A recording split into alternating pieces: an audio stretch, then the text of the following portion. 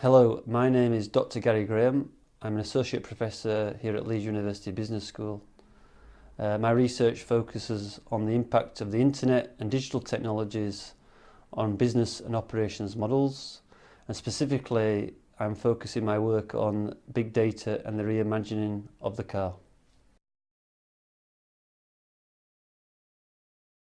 Well, my main focus really in the connected car is how technologies in the car, such as smartphones and tablets, actually interconnect with the infrastructure technologies which you find in traffic lights, sensors in traffic lights, and other technologies found in car parks. So at the moment, Faraday Futures in Los Angeles are experimenting with a car which can park itself in a car park. So they're rolling out a few experiments with the Los Angeles State Authority.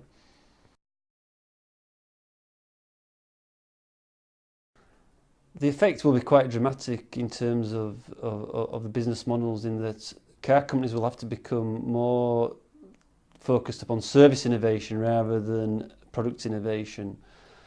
And the consumer will have a lot more of a central role. They'll feed in more into the design and the future development of future cars. Well, there are three major challenges that you could argue with current car provision. One is idle capacity, that basically you have a car and it's sat idle for most of the day. Second one is the massive problems with urban congestion, which most cities face throughout the world. And the third kind of problem is the high price of ownership. It costs people a lot of money to buy a car. Tesla are an electric vehicle manufacturer. They're closely connected with their customers. Their customers have a big role in terms of product development, in terms of the speed of the car, the design of the car. So consumers drive the actual development quite dramatically. Tesla are a completely new entrant. They haven't got much history in the car industry. So they're very much driven by service innovation and providing new services and improving the car experience of the consumer. So each car is fitted with lots of infotainment, such as when you're driving, it identifies a nearby car park for you.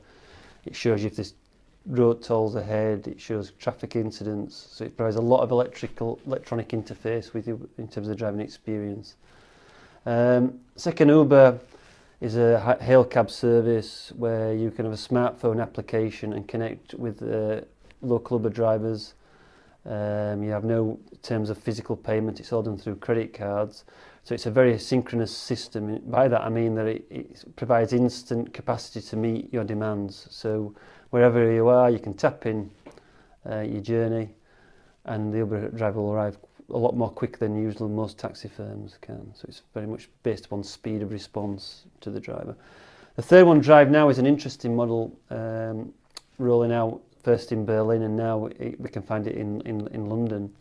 And Drive Now is a system where you have a defined geographical area, usually around about 1 mile squared radius. And within that area, you have a specific number of vehicles, say like 10 vehicles, which people register on the Drive Now site to be part of, and then they can share those vehicles and move from A to B. So you get in the car, drive it to your location, your destination, and drop it off, and then coming back there will be a Drive Now vehicle probably waiting for you, and you get in it and drive it to the next location. So it's completely shared capacity. Unique feature of this service is that it's high quality cars. So you have Minis and BMWs. The brand new cars, you don't have to pay any insurance, all that's covered, tax is covered. So it's just a matter of a basic fee and you drive it for as many times as you want within that specified month.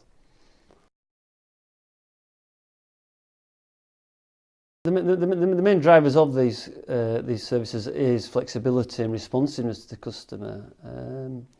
They're all based, like we said, through connected devices. They're all using smartphones and apps. They're all based to serve customers instantly and on time, closely below lead times. I would argue that big data is revolutionising the car industry in a number of ways. I think it's facilitating car sharing. It's facilitating new ways of looking at a car, and it's redefining the services which the car industry is providing people. So it's providing information, say, on car parking, it's providing information about product performance, engine performance. It'll tell you when you need to take your car in for a service. It provides online instant warranties. So all these things are very important. But I'd argue the main distinction is that car firms are going to have to be more driven by service and service innovation than they have been in the past, which has been to do with production efficiency and product development.